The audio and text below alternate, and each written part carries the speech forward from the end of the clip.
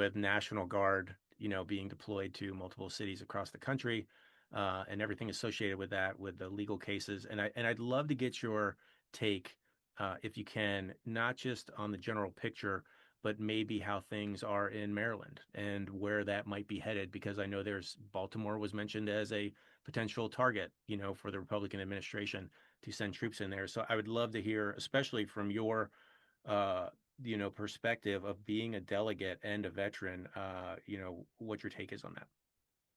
Yeah, I mean, first of all, the first thing that comes to mind when I think of this, it's the same as any, deployment sometimes is I always think about the families, right? Like the second and third order effects of a deployment, especially a National Guard deployment, are vast.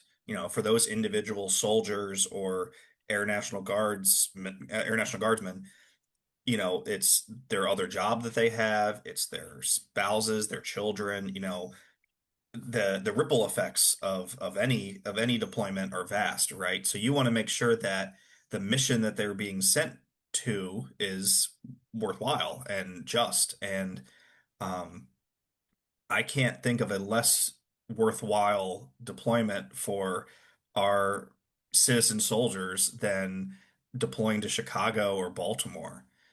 Especially, I represent Baltimore County, not Baltimore City, but I'll toot Baltimore City's horn a little bit. We've seen historic drops in violent crime and crime in general and homicides in the city in the last handful of years. If the administration wants to make the case that America's cities are dangerous and the only way to solve this problem of crime is through federal government intervention, which is again a very un-American and very unconservative mindset, by the way. Baltimore is probably the worst possible poster child for that right now because Baltimore is where things are actually improving. Sure. And it's insane, Yeah. honestly. Political situations that they've never been put in before. Yeah.